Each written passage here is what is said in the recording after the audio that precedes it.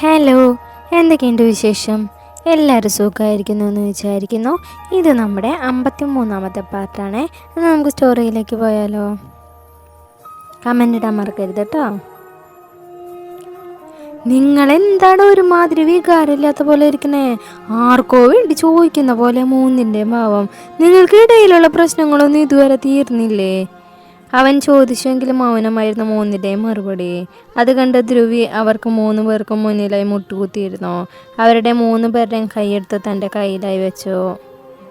എടാ, നിങ്ങൾക്ക് ഓർമ്മയില്ലേ നമ്മുടെ പഴയ കാലം? നമ്മൾ ഒരുമിച്ചായിരുന്നില്ലടാ. വേറെ ക്ലാസ്സുകളിലായിരുന്നെങ്കിലും എല്ലാത്തിനും നമ്മൾ ഒറ്റക്കെട്ടായിരുന്നില്ലേ?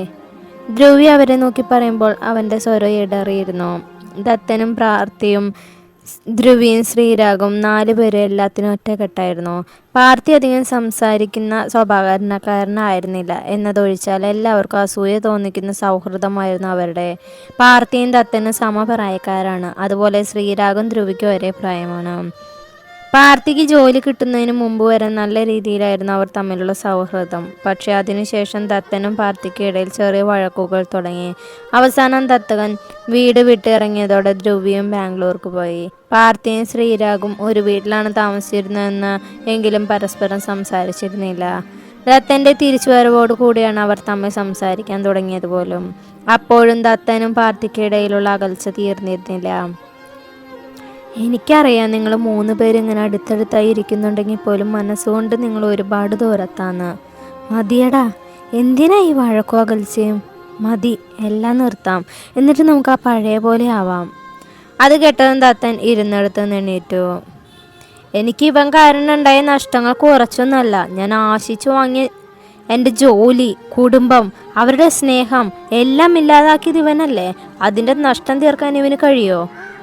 ഇവൻ്റെ തന്ത ആ ചന്ദ്രശേഖരൻ, അയാളുടെ വാക്ക് കേട്ട് ഒരു പോലീസുകാരനായി കൂടി ഇവൻ ചെയ്ത് കൂട്ടിയ തെറ്റുകൾ തിരുത്താൻ ഇവനെ കൊണ്ട് കഴിയോ? എന്നെ ആലോചിച്ച എൻ്റെ പപ്പയും അമ്മയും കരഞ്ഞു തീർത്ത കണ്ണീരില്ലാതാക്കാൻ ഇവനെ കൊണ്ട് കഴിയോ? പാർവതി ഇന്ന് ഈ അവസ്ഥയിലായതിൻ്റെ ഉത്തരവാദിത്വം ഇവനാണ്. കോകിലയുടെ ജീവിതം നശിക്കാൻ കാരണം ഇവനാണ്. അവളുടെ അച്ഛൻ മരിക്കാൻ കാരണം ഇവനാണ്. ഇതിനൊക്കെ ഒരു പരിഹാരം കണ്ടെത്താൻ ഇവനെ കൊണ്ട് കഴിയോ? എന്നിട്ട് ക്ഷമിക്കണം പോലും. അല്ലെങ്കിൽ നഷ്ടത്തിൻ്റെ കണക്കെടുക്കുമ്പോൾ ദേവദത്തിന് മാത്രമേ എല്ലാം ഇല്ലാതായിട്ടുള്ളൂ. ദത്തൻ തല കുനിച്ചിരിക്കുന്ന പാർത്ഥിയെ നോക്കി പറഞ്ഞ് അവിടെ നിന്നും മുന്നോട്ട് നടന്നു. ശേഷം എന്തോ ഓർത്ത പോലെ അവൻ പാർത്ഥിയുടെ മുന്നിലേക്ക് വന്ന് നിന്നു. പാർത്ഥി, ഒരേ ഒരു കാര്യത്തിൽ എനിക്ക് നിന്നോട് ഒരുപാട് നന്ദിയുണ്ട്. നീ കാരണാ എനിക്ക് അവളെ കിട്ടിയത്, എൻ്റെ വർണ്ണയെ. ആ കടപ്പാട് ഞാൻ ഒരിക്കലും മറക്കില്ല. ഒരു പക്ഷേ ഇങ്ങനെയല്ല എൻ്റെ ജീവിതത്തിൽ സംഭവിച്ചില്ല എങ്കിൽ ഞങ്ങൾ തമ്മിൽ കാണാൻ പോലും സാധ്യതയില്ലായിരുന്നു. അതിന് നന്ദിയുണ്ട് ഒരുപാട്.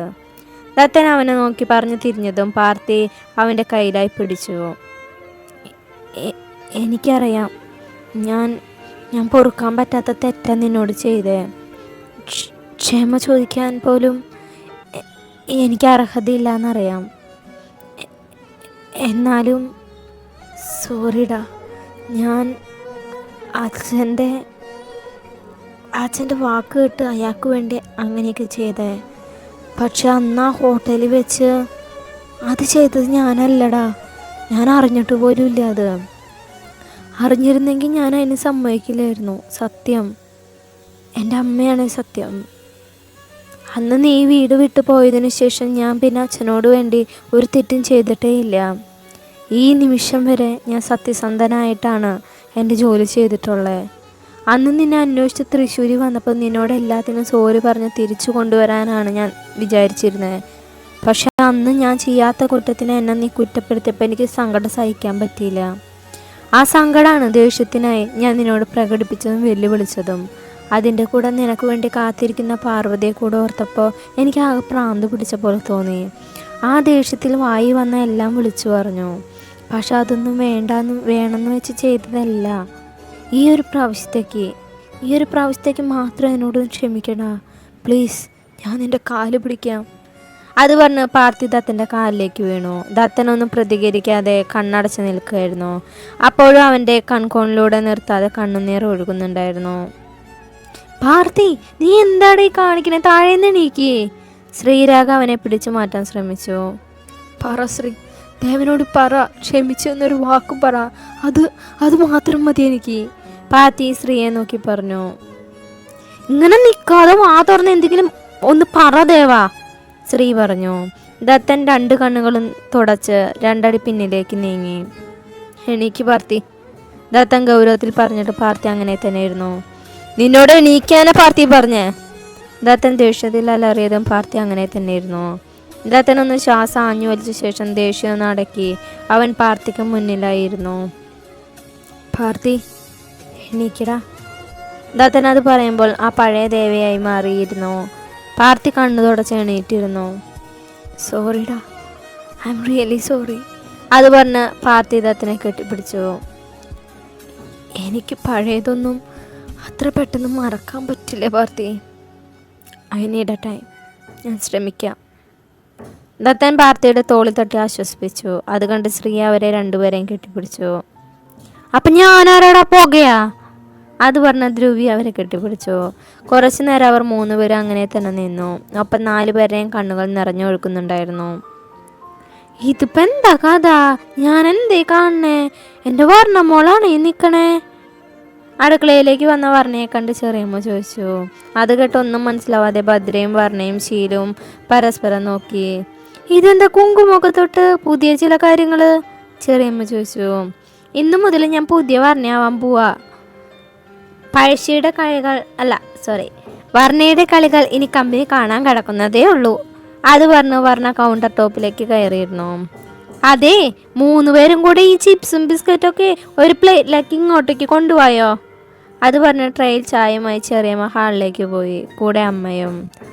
ഈ ധ്രുവിയാണ് ആളെങ്ങനെയാ? ഭദ്ര പ്ലേറ്റിലേക്ക് ഇട്ട ബിസ്ക്കറ്റ് എടുത്ത് കഴിച്ചുകൊണ്ട് വർണ്ണ ചോദിച്ചു. ധ്രുവിയണ്ണ അവള് സൂപ്പറല്ലേ? നിനക്കൊരു കാര്യം അറിയോ പറഞ്ഞ? പാർവതി ചേച്ചിയുടെ ബന്ധശത്രുവാണ് ധ്രുവിയേട്ടൻ. കണ്ണിന് കണ്ട 2 കീരിയും പാമ്പാണ്. നമ്മുടെ കുടുംബത്തിൽ പാർവതി ചേച്ചി എതിർത്ത് ആരെങ്കിലും സംസാരിച്ചിട്ടുണ്ടെങ്കിൽ അത് ധ്രുവിയേട്ടൻ മാത്രമാണ്. അന്ന് ദേവേട്ടൻ പോയത് പിന്നെ ധ്രുവിയേട്ടൻ തറവാറിലേക്ക് വരുന്നത് പോലും ഇന്നാണ്. ശീരു പ്ലേറ്റിൽ കയ്യിൽ എടുത്തുകൊണ്ട് പറഞ്ഞു. അവൾക്ക് പിന്നാലെ ഓരോ പ്ലേറ്റുമായി ഭദ്രയും വർണ്ണയും ഹാളിലേക്ക് നടന്നു. ഭദ്രേ, പുറത്തെ ഏട്ടന്മാരുണ്ട്, അവരെ വിളിച്ചിട്ട് വാ. മുത്തശ്ശി അത് പറഞ്ഞതും ദത്തനും പാർത്തിയും ധ്രുവിയും ശ്രീ അകത്തേക്ക് വന്ന് ഒരുമിച്ചാണ്. ഏറ്റവും പിന്നിലായാണ് ദത്തൻ അകത്തേക്ക് വന്നത്. അവൻ്റെ കണ്ണുകൾ നേരെ പോയത് വർണ്ണയിലേക്കാണ്. അവളെ കണ്ടതും ദത്തൻ്റെ കണ്ണുകൾ വിളർന്നു. കഴുത്തിൽ കിടക്കുന്ന താലിയും അവളുടെ നെറുകയിലെ സിന്ദൂരം ഇതുവരെ ഇല്ലാതിരുന്ന ഒരു കൗതുകം ദത്തൻ്റെ മുഖത്ത് തെളിഞ്ഞു. ഭദ്രയുടെയോടും ശീലുവിനോടും എന്തോ കാര്യമായ സംസാരത്തിലാണ് വർണ്ണ. ധ്രുവി അവനോട് എന്തൊക്കെയോ സംസാരിക്കുന്നുണ്ടെങ്കിലും ദത്തന് അതിലൊന്നും ശ്രദ്ധിക്കാൻ പറ്റുന്നില്ല. അവൻ്റെ കണ്ണുകൾ ഇടയ്ക്കിടയ്ക്ക് വർണ്ണയെ നേരെ വന്നുകൊണ്ടിരുന്നു. ഡാ, നിന്നോടാ ഞാൻ ചോദിക്കണേ. ധ്രുവി തോളി തട്ടി വിളിച്ചപ്പോഴാണ് ദത്തൻ സ്വഭാവത്തിലേക്ക് വന്നത്. എന്താ എന്താ ചോദിച്ച നീ? ഏത് ലോകത്താ ദേവാ? അത് പിന്നെ ഞാൻ ഓഫീസിലൊരു കാര്യം ആലോചിച്ചതാ. ഈവനിങ് എന്താ പരിപാടി എന്നാ ചോദിച്ചേ? പ്രത്യേകിച്ച് പരിപാടിയൊന്നുമില്ല. എന്നാൽ വൈകുന്നേരം നമുക്കൊന്ന് കൂടിയാലോ? നിങ്ങൾ 3 പേരും വീട്ടിലേക്ക് വരുമോ അതോ ഞാൻ ഇവിടേക്ക് വരണോ? അയ്യോ ചതിക്കല്ല പൊന്നെ, ഇവിടേക്ക് വരല്ലേ. ഇവിടെ 2 കുട്ടി പിശാചുക്കളുണ്ട്. ഏത് സമയം CBI കളിച്ച് നടന്നോളും. അത് പോരാത്തതിനും പുതിയൊരു ഇറക്കുമതി കൂടി ഉണ്ടല്ലോ, വർണ്ണ. അവർ 3 കൂടെ ചേർന്നാൽ പിന്നെ ഒരു രക്ഷയില്ല. ഉടായ്പിൻ്റെ ഉസ്താദാ 3 എണ്ണം. നമ്മുടെ പ്ലാനെല്ലാം പൊളിച്ച് കയ്യിൽ തരും. അതുകൊണ്ട് ഞങ്ങൾ അവിടേക്ക് വരാം. നീ അപ്പോഴേക്കും സാധനങ്ങൾ സെറ്റാക്കി വെക്കേ, ശ്രീ ധ്രുവിയോടായി പറഞ്ഞു. അത്രയ്ക്കും ഡേഞ്ചറാണോ? ധ്രുവി സംശയത്തോടെ ചോദിച്ചു. കാര്യം എൻ്റെ അനീത്തിമാരൊക്കെ ആണെങ്കിലും 3 എണ്ണം നല്ല പാരകളാ. പിള്ളേരൊക്കെ ഒരുപാട് വളർന്നു പോയടാ. നീ ഇവിടെ നിന്ന് പോകുമ്പോഴുള്ള ശീലും ഭദ്രമൊന്നല്ലപ്പോ. പിന്നെ വർണ്ണയുടെ കാര്യം പറയണ്ട. ശ്രീ തലയ്ക്ക് കൈ കൊടുത്തുകൊണ്ട് പറഞ്ഞതും ദത്തനും ധ്രുവിയും പാർത്തിയും ഒരുമിച്ച് ചിരിച്ചു. ധ്രുവി, എന്നാൽ നമുക്ക് ഇറങ്ങാം. ഉച്ചയ്ക്ക് മുമ്പ് ലക്ഷ്യയുടെ വീട്ടിൽ കൂടെ പോകണം. എന്നാൽ ഞങ്ങൾ ഇറങ്ങാം. ചെറിയ മുത്തശ്ശിയും ധ്രുവി ഇറങ്ങാൻ നിന്നു. അപ്പം വൈകിട്ടത്തെ കാര്യം മറക്കണ്ട, കുപ്പിയൊക്കെ റെഡിയാക്ക്. ധ്രുവി അവർ 3 പേർക്കും കേൾക്കാൻ പാകത്തിൽ പറഞ്ഞ് പുറത്തേക്ക് പോയി. എല്ലാവരും അവരെ യാത്രയാക്കാൻ മുറ്റത്തേക്ക് ഇറങ്ങി. അത് കണ്ട് ഏറ്റവും പിന്നിലായി പോകുന്ന വർണ്ണയുടെ കൈ പിടിച്ച് വലിച്ച് ദത്തൻ വാതിലിൻ്റെ മറവിലേക്കായി നിന്നു. എന്താ ദത്ത? ഞാൻ എൻ്റെ കുട്ടീനൊന്ന് കാണാൻ. ദത്തൻ അവളെ ചുമരിലേക്ക് ചേർത്ത് നിർത്തി അവളുടെ നെറുകയിലായി ഉമ്മ വെച്ചു. ദത്ത, അവിടെ എല്ലാവരും അന്വേഷിക്കുക, എന്നെ വിട്. എന്നാൽ അവർ പോയി കഴിഞ്ഞ് വേഗം റൂമിലേക്ക് വാട്ടാ. അവളുടെ കവളിൽ അമർത്തി ചുംബിച്ച ശേഷം ദത്തൻ പുറത്തേക്ക് നടന്നു. ഇവനിതെന്താ പറ്റിയേ? പറഞ്ഞൊന്നും മനസ്സിലാവാതെ അവന് പിന്നാലെ പുറത്തേക്ക് പോയി. മോള് മുത്തശ്ശിയുടെ കൂടെ വരണ്ട അവിടുത്തെ തറവരിലേക്ക്? ഇറങ്ങാൻ നേരം വർണ്ണയുടെ കൈ പിടിച്ച് മുത്തശ്ശി ചോദിച്ചു. ഇല്ല മുത്തശ്ശി, ഇവൾക്ക് ഇവിടെ പഠിക്കാനുണ്ട്, അത് കഴിഞ്ഞ് ഒരു ദിവസം നോക്കി ഞാൻ ഇവളെയും കൂട്ടി വരാം. ദത്തൻ വേഗം വർണ്ണയുടെ മുന്നിൽ കയറിയെന്നുകൊണ്ട് പറഞ്ഞു. അത് കേട്ട് ഭദ്രയും ശീലവും കിളി പോയ അവസ്ഥയിൽ നിൽക്കാണ്. പഠിക്കേ അത് ഇവളാ എന്ന രീതിയിൽ അവർ രണ്ടുപേരും വർണ്ണയെ നോക്കി. എല്ലാവരോടും യാത്ര പറഞ്ഞ ധ്രുവിയും മുത്തശ്ശിയും കാറിൽ കയറി. എല്ലാവരെയും കൈ വീശി കാണിച്ച് അവരുടെ കാർ ഗേറ്റ് കടന്നുപോയി. അകത്തേക്ക് എല്ലാവരും വന്നതും ദത്തൻ കണ്ണുകൊണ്ട് റൂമിലേക്ക് വാ എന്ന് വർണ്ണയോട് ആക്ഷൻ കാണിച്ചു. എല്ലാവരുടെയും അവരുടേതായ ജോലികൾ നോക്കാൻ തുടങ്ങി. ഇപ്പം ഹാളിൽ ദത്തനും വർണ്ണയും ശീലവും ഭദ്രയും മാത്രമേ ഉള്ളൂ. ശീലവും ഭദ്രയും വർണ്ണയുടെ രണ്ട് കൈയും പിടിച്ചാണ് നിൽപ്പ്. എടി വാ, രാവിലത്തെ മാങ്ങ പറിക്കണ്ടേ? ശീലു പറഞ്ഞു. ദത്തൻ്റെ മുഖം കാറ്റഴിച്ചു വിട്ട ബലവും പോലെയായി. മാങ്ങയൊക്കെ പിന്നെ പറിക്കാം, നീ ഒന്ന് വന്നേ. ദത്തൻ വർണ്ണയുടെ കൈ പിടിച്ച് വലിച്ചുകൊണ്ട് പറഞ്ഞു. പിന്നെ അതങ്ങ് പള്ളിയിൽ പോയി പറഞ്ഞാൽ മതി. വർണ്ണ ഇപ്പം ഞങ്ങളുടെ കൂടെയാണ് വരുന്നേ മാങ്ങ പൊട്ടിക്കാൻ. അതൊന്നും ശരിയാവില്ല, ദേവുട്ടിയെ വായിന്നേ. ദത്തൻ അവളുടെ കൈ പിടിച്ച് വലിച്ചു. ഇല്ല വരില്ല, ഏട്ടൻ ഇപ്പം എന്തിനാ നമ്മളെ വിളിക്കണേ? അത് ഇത്ര അത്യാവശ്യമായിട്ട്? അത് പിന്നെ എൻ്റെ ഒരു ഷർട്ട് കാണാനില്ല, അത് തിരഞ്ഞെടുക്കണം. ഏട്ടനും ഇപ്പം അത്യാവശ്യമായിട്ട് ഷർട്ട് ഇട്ടിട്ട് എവിടേക്കെങ്കിലും പോവേണ്ട ആവശ്യമില്ലല്ലോ. മാങ്ങയൊക്കെ പൊട്ടിച്ച് വന്നിട്ട് ഞങ്ങൾ 3 പേരും കൂടെ റൂമിൽ വന്നിട്ട് തിരഞ്ഞെടുത്ത് തരാം. ഏയ് അത് ശരിയാവില്ല. അത് കേട്ടതും ദത്തൻ ചാടിക്കറി പറഞ്ഞു. അതെന്താ ശരിയാവാത്തേ? ശീലവും അതിനെ ഒരേ സ്വരത്തിൽ തന്നെ ചോദിച്ചു. അതൊക്കെ ഉണ്ട്, നീ വാ. ദത്തൻ അവളെ കൊണ്ടുപോകാൻ നോക്കിയതും ശീലു വർണ്ണയുടെ കയ്യിലെ ദത്തൻ്റെ പിടി അഴിപ്പിക്കുകയും അവളെ പിടിച്ചു വലിച്ച് രണ്ടിൻ്റെയും കൂടെ മാവിൻ ചുവട്ടിലേക്ക് ഓടുകയും ചെയ്തു കഴിഞ്ഞിരുന്നു. അവർ പോകുന്നു നോക്കി എന്തോ പോയ അണ്ണാനെ പോലെ ദത്തൻ കുറച്ചു നേരം അവരെ നോക്കി നിന്നു. ശേഷം അവർക്ക് പിന്നാലെ ഉമ്മറത്തേക്ക് വന്ന് സ്റ്റെപ്പിലായിരുന്നു. വർണ്ണയും ഭദ്രയും ശീലവും പഠിച്ച പണി 18 നോക്കിയിട്ട് മാങ്ങ പറിക്കാൻ പറ്റുന്നില്ല. വല്ല വടി എങ്ങാനും കിട്ടിയിരുന്നെങ്കിൽ ഞാൻ പുഷ്പം പോലെ പറിച്ചേനെ. പക്ഷേ ഒരു കമ്പ് പോലും ഇവിടെ കാണാനില്ലല്ലോ. വർണ്ണ ഇടുപ്പി കൈ കുത്തിയെന്നുകൊണ്ട് പറഞ്ഞു. അയ്യോ എന്നെ കൊണ്ടുപോയേ. 3 പേരും തോൽവി സംബന്ധിച്ച് കൽബെഞ്ചിലായിരുന്നു. കുറേ നേരം കല്ലൊക്കെ എറിഞ്ഞു നോക്കിയെങ്കിലും മാങ്ങ ഒഴിച്ച് ബാക്കി ഇലയും പൂവും കായും എല്ലാം താഴെ വീണിരുന്നു. ഇനിയും ഒരേ ഒരു വഴിയുള്ളോ? അത് പറഞ്ഞ് ഭദ്ര കൽബെഞ്ചിൽ നിന്നും നേരെ ദത്തൻ്റെ അരികിലേക്ക് വന്നു. ഭദ്രയുടെ വരവിൻ്റെ കാര്യം മനസ്സിലായ ദത്തൻ അവളെ മൈൻഡ് ചെയ്യാതെ കാര്യമായി ഫോണിൽ ഓരോന്ന് നോക്കിക്കൊണ്ടിരുന്നു. ഏട്ടാ. ദത്തൻ ഫോണിൽ തന്നെ നോക്കി മൂളി. ദേവേട്ടാ. അവൾ അവൻ്റെ കയ്യിൽ കുലുക്കി വിളിച്ചു. എന്താ? ആ മാങ്ങൊന്ന് പറിച്ചതാ ഏട്ടാ. ഇല്ല, ഞാൻ കുറച്ച് തിരക്കില്ല. പ്ലീസ് ഏട്ടാ, ഒരു 5 മിനിറ്റത്തെ കാര്യമല്ലേ ഉള്ളോ. ഞാൻ ഓഫീസിൽ ഒരു ഇമ്പോർട്ടൻ്റ് വർക്ക് നോക്കാം, നീ പിന്നെ വാ. ഏട്ടാ കുറച്ച് കഴിയട്ടെ, ഞാൻ വരാം. വേഗം മാങ്ങ പറിച്ചു തന്നാൽ വേഗം പറഞ്ഞ് വിട്ടാക്കും. അല്ലെങ്കിൽ ഞാൻ ഇനി മുകളിലെ റൂമിൽ പോയി പാർട്ടിയാടിനെയോ ശ്രീരാഘേട്ടനെയോ വിളിച്ചുകൊണ്ട് വന്ന് മാങ്ങ പറിച്ച് അത് കഴിച്ച് അപ്പോഴേക്കും സമയം ഒരുപാട് പോവും അല്ലേ ഏട്ടാ? സമയത്തിനൊക്കെ ഇപ്പം എന്താവല്ല അല്ലേ? ഭദ്ര കൈകെട്ടി അകത്തേക്ക് നോക്കിയതും ദത്തൻ വേഗം ഇരുന്നിടത്ത് നിന്ന് എണീറ്റു. ഏട്ടൻ വെറുതെ മോളെ പറ്റിക്കാൻ വേണ്ടി പറഞ്ഞല്ലേ തിരക്കാന്നൊക്കെ. എൻ്റെ ഭദ്രക്കുട്ടി ഇത്രയും കാര്യമായിട്ട് പറഞ്ഞിട്ട് ഏട്ടൻ കേൾക്കാതിരിക്കോ? മോള് വന്നേ. ദത്തൻ അവളുടെ കവളി പിടിച്ച് വലിച്ചുകൊണ്ട് പറഞ്ഞു. ശേഷം അവളെയും കൂട്ടി മാവിൻ ചോട്ടിലേക്ക് നടന്നു. മാവിൻ്റെ ചോട്ടിൽ നിന്ന് മാറിക്കോട്ടാ, അല്ലെങ്കിൽ മണ്ടയിൽ കല്ല് വന്നു വീഴും. ദത്തൻ താഴെ നിന്ന് ഒരു കല്ലെടുത്ത് ഉന്നം നോക്കി ശേഷം മാങ്ങ എറിഞ്ഞു വീഴ്ത്തി. ആദ്യത്തെ ഏറി തന്നെ ഒരുമിച്ച് നിൽക്കുന്ന 2 മാങ്ങ താഴെ വീണു. ഹായ് കിട്ടിയേ. ശീലു ഓടിച്ചെന്ന് മാങ്ങ എടുത്തു. പറഞ്ഞേ ഭദ്രേ വാ, ശീലു വിളിച്ചു. വേണ്ട, പറഞ്ഞ ഇവിടെ ഏട്ടൻ്റെ ഒപ്പം ഇരുന്നോ, ഇത് റെഡിയാക്കിയിട്ട് ഞങ്ങൾ വിളിക്കാം, അപ്പം വന്നാൽ മതി. പാവ എൻ്റെ ഏട്ടൻ കുറേ നേരം ആയില്ലേ നോക്കി വെള്ളാർക്കണോ. ദത്തനെ നോക്കി ഒന്ന് ആക്കിക്കൊണ്ട് ശീലുവിനെയും കൂട്ടി അവൾ അകത്തേക്ക് പോയി. അവളെന്താ പറഞ്ഞ എനിക്ക് മനസ്സിലായില്ല. നീ ഇങ്ങോട്ട് ഇരിക്കു കൊച്ചേ. ദത്തൻ പറഞ്ഞേ പിടിച്ച് കൽബെഞ്ചിലേക്ക് ഇരുത്തി. നിന്റെ തല എവിടെയെങ്കിലും പോയി ഇടിച്ചതാ? നിനക്കെന്താ പറ്റിയേ? ദത്തൻ ഒന്നും മിണ്ടാതെ അവളുടെ മടിയിലേക്ക് തല വെച്ച് കിടന്നു. കുഞ്ഞേ എന്താ ദത്ത?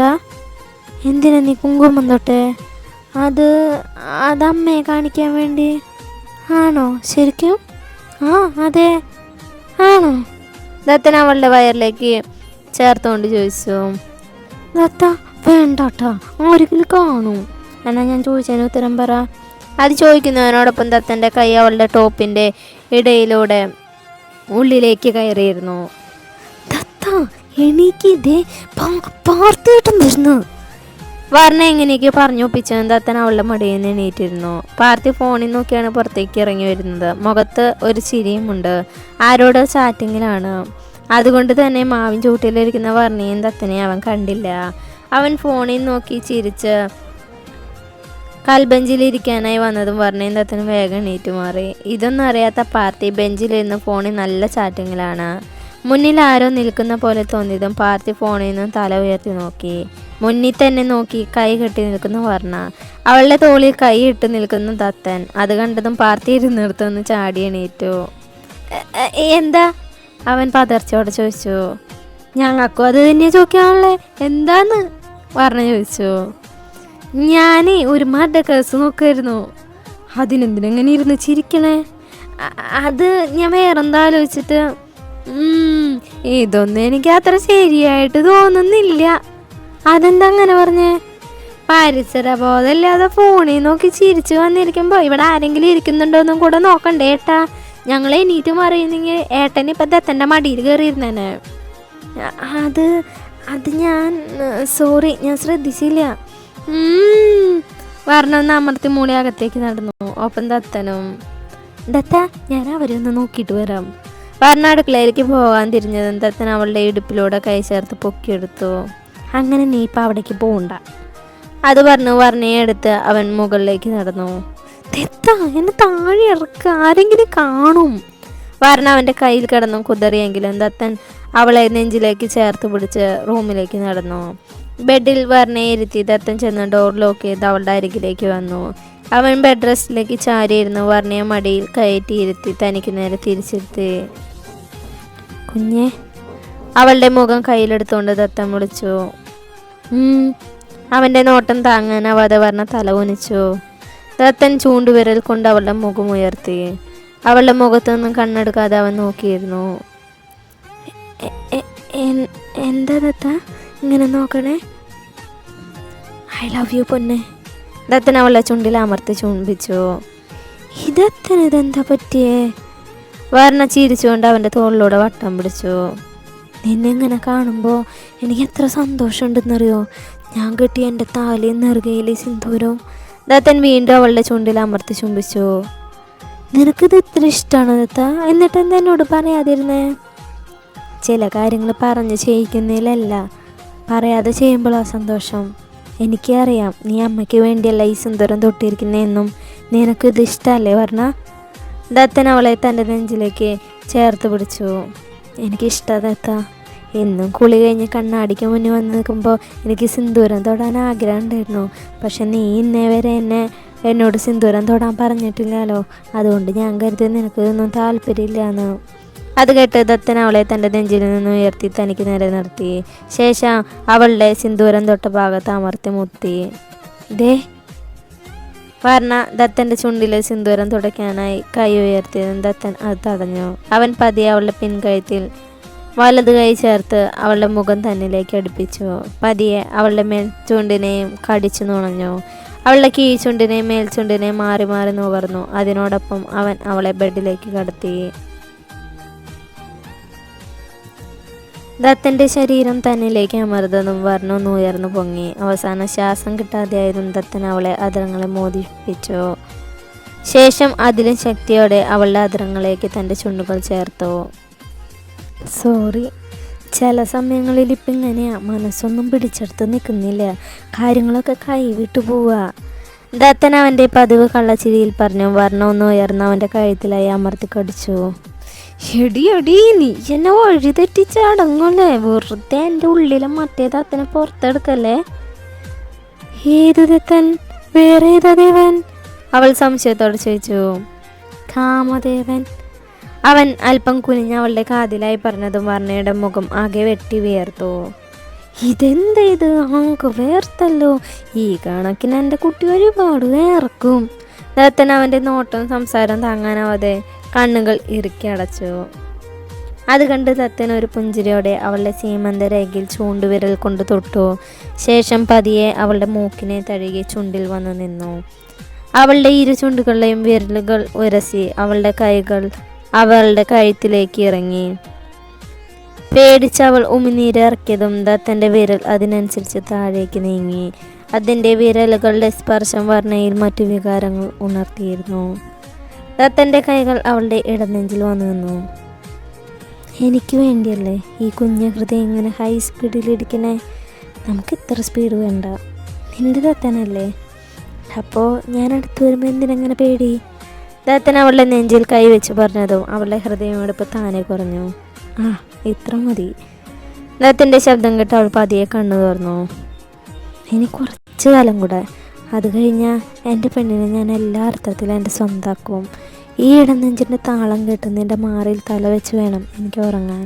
നിൻ്റെ ശരീരത്തിൻ്റെ ഗന്ധം എന്നിലാകെ പടർത്തണം എനിക്ക്. നിൻ്റെ ഓരോ അണുവിലും എൻ്റെ ദത്തൻ പറഞ്ഞു മുഴുവനാക്കുന്നതിന് മുമ്പേ അവൻ്റെ വാപൂത്തി പിടിച്ചു. വേണ്ട വേണ്ട ദത്ത, പറയണ്ട, എനിക്ക് എന്തോ പോലെ തോന്നോ. എത്തിച്ചുകൊണ്ട് പറഞ്ഞു ദത്തന് ശരിക്കും ചിരി വന്നു. തിയറി ക്ലാസ് കേൾക്കുമ്പോൾ തന്നെ ഇങ്ങനെ, അപ്പോൾ പ്രാക്ടിക്കൽ എൻ്റെ കുട്ടി എന്ത് ചെയ്യും? ദത്തൻ കള്ളച്ചിരിയോടെ ചോദിച്ചു. എൻ്റെ മേലിൽ നിന്ന് മാറാ വഷള, എന്തൊക്കെയാ ഈ പറയണ? പറയുന്നത് നിനക്ക് നാളെ കേൾക്കുന്ന എനിക്ക് കുറച്ച് നാണുണ്ട്. നാണൊക്കെ ചേട്ടൻ മാറ്റി തരാനേ. ദത്തൻ മീശ വിരിച്ചുകൊണ്ട് പറഞ്ഞതും വർണ്ണ ആകെ പതറിപ്പോയി. മാറിക്ക് എൻ്റെ മേലിൽ കയറിക്കൊടുന്ന എന്നാ ഭീഷണിപ്പെടുത്തണോ? വർണ്ണ ദത്തനെ തൻ്റെ മേലിൽ നിന്ന് തള്ളി മാറ്റാൻ ശ്രമിച്ചു. ഇല്ല, എൻ്റെ മാത്ര, ഞാൻ ആർക്കും കൊടുക്കില്ല. ദത്തൻ അവളെ ഇറുക്കെ പുണർന്ന് അവളുടെ കഴുത്തിൽ മുഖം ചേർത്ത് കിടന്നു. വർണ്ണ അവനെ തന്നിലേക്ക് ചേർത്ത് പിടിച്ചു കിടന്നു. പതിയെ അവൻ്റെ മുടിയിലൂടെ തല ഓടിക്കൊണ്ട് കിടന്നു. ദത്ത. കുറച്ച് കഴിഞ്ഞ് വർണ്ണ വിളിച്ചു. എന്താടാ? ഞാൻ താഴേക്ക് പൊക്കോട്ടെ? അവരെന്നെ അന്വേഷിക്കും.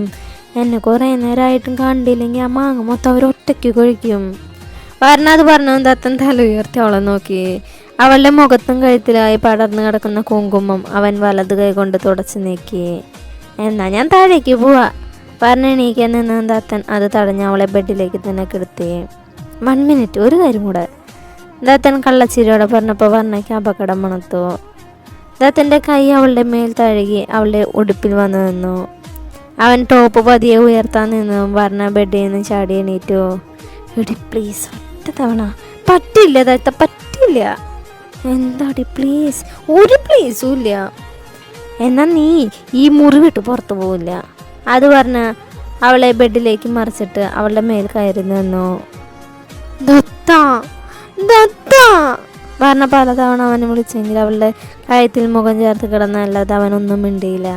അത് കണ്ട് വർണ്ണ പതിയെ അവൻ്റെ കൈയെടുത്ത് അവളുടെ വയറിന് മേൽ കൊണ്ടുവച്ചു. വേണ്ട.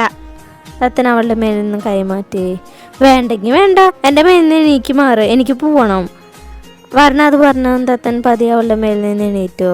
വർണ്ണ ബെഡിൽ നിന്ന് എണീക്കുന്നതിന് മുമ്പേ ദത്തൻ അവളുടെ ടോപ്പ് ഉയർത്തി അവളുടെ വയറിലേക്ക് മുഖം പൂഴ്ത്തി. അവൻ അവളുടെ അണിവയറിൽ അമർത്തി ചുംബിച്ച് അവളെ നിന്ന് എണീറ്റ് മാറി. വർണ്ണ ഒന്നും മിണ്ടാതെ ബെഡിൽ നിന്ന് താഴെ ഇറങ്ങി. ഡോറിൻ്റെ അരികിലെത്തിയതും വർണ്ണ അതേപോലെ തിരികെ വന്നു.